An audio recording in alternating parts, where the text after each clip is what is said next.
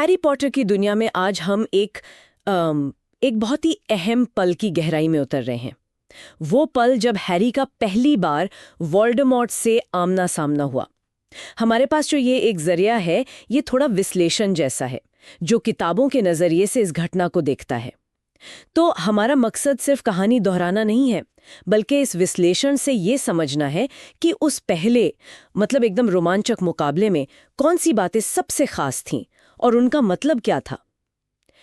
जैसा कि ये विश्लेषण कहता भी है, ये सिर्फ आप जानते हैं जादू की छड़ी घुमाने की कहानी नहीं है। ये हिम्मत की और एक बहुत ही शक्तिशाली अनदेखे जादू की कहानी है। तो चलिए इसे थोड़ा खोल कर देखते हैं। ये सब शुरू होता है हॉगवर्ट्स में, हैरी का पहला साल। फिलॉसफर स्टोन की वो जो तलाश थी, ये विश्लेषण हमें सीधा उस कमरे में ले जाता है जहां प्रोफेसर क्विरिल पत्थर हासिल करने की वो जो आखिरी कोशिश कर रहा है। माहौल एकदम तनाव भरा है ना? बिल्कुल।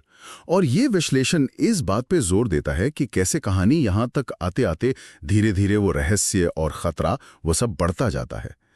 क्विरिल का वो हकलाना, उसका अजीब सा बर्ताव, सब कुछ जैसे इसी पल के लिए एक स्टेज तैयार कर रहा था। ये अचानक से नहीं हुआ, ये तो एक पूरी साजिश थी जो सामने आ रही थी। और फिर आता है वो पल, जिसने शायद पहली बार पढ़ने वालों को एकदम चौंका दिया होगा।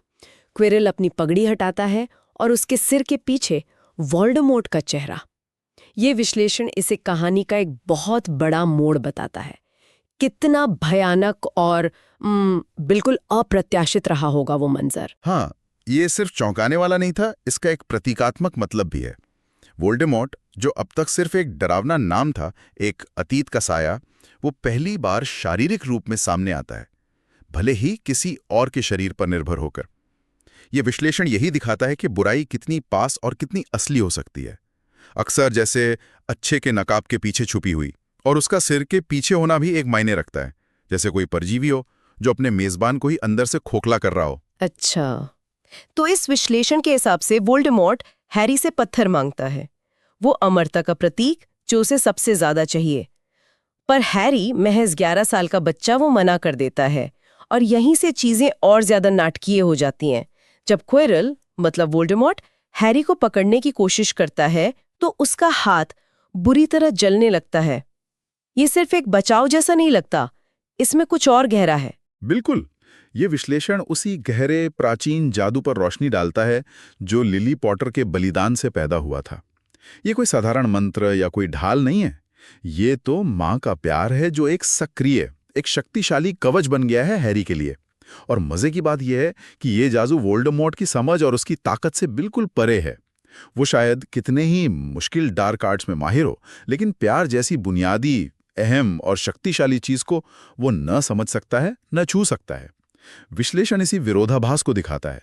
सबसे ताकतवर समझा जाने वाला जादूगर सबसे शक्तिशाली जादू के सामने एकदम बेबस है। और फिर वो निर्णायक क्षण, हैरी शायद बिना सोचे समझे या शायद जानबूझकर अपनी पूरी ताकत से क्विरिल को छू लेता है। विश्लेषण बताता है कि कैसे क्विरिल दर्द से चीखता है और फिर राख में बदल जाता है, और वोल्डेमॉर्ट की आत्मा को भागना पड़ता है। ये सिर्फ एक जादुई लड़ाई नहीं थी, ये तो जैसे उसूलों की टक्कर थी। सही कहा। और डंबलडोर जो बाद में समझाते हैं, जैसा इस विश्लेषण में भी बताया गया है, वो पूरी घटना को एक भावनात्मक और दार्शनिक गहराई देता है। वो कहते हैं, तुम्हारी माँ तुम्हारे अंदर रहती है हैरी, और उसका प्यार तुम्हें वो कवच देता है जिसे वोल्डेमॉर्ट छू नहीं सकता। विश्लेषण का सार यही है, जीत सिर्फ जादुई हुनर या ताकत से नहीं मिलती, वो मिलती है उस हिम्मत और प्यार से जिसे बुराई कभी समझ ही नहीं पाती। ये पहली मुठभेड़ ही आप देखें तो आगे की पूरी कहानी की नींव रख देती है। तो ये विश्लेषण हमें यही याद दिलाता है कि यह सिर्फ जादू टोने की कहानी नहीं है, ये उससे कहीं ज्यादा गहरी है। ये उस अनदेखी ताकत की कहानी है जो एक माँ के बलिदान में छुपी है, और एक बच्चे की उस असाधारण हिम्मत की कहानी जो डर के आगे झुकने से इनकार कर देती है। बिल्कुल। और ये सोचना भी बहुत दिलचस्प है कि कहानी की एकदम शुरुआत में ही सबसे शक्तिशाली बचाव एक अदृश्य, एक भावनात्मक शक्ति के रूप में दिखाया गया है। ये स्रोत इस ओर इशारा करता है कि वोल्डेमॉर्ट की जो सबसे बड़ी इच्छा थी, मौत पर जीत पाना, और उसकी जो सबसे बड़ी कमजोरी थी, प्यार को ना समझ पाना, वो इसी पहले टकराव में आमने सामने आ जाती हैं। तो इस विश्लेषण को समझने के बाद ये सोचना लाजमी है, क्या प्यार, सहानुभूति, दूसरों के लिए त्याग, इन सब चीजों को समझने या महसूस करने में वोल्डेमॉर्ट की ये जो पूरी नाकामी है, क्या वही उसकी असली सबसे बड़ी कमजोरी थी? और क्या इसका पहला सबसे साफ संकेत हमें इसी शुरुआती टकराव में मिल गया था, जैसा ये विश्लेषण सुझाता है? इस पर जरूर सोचा जा सकता है।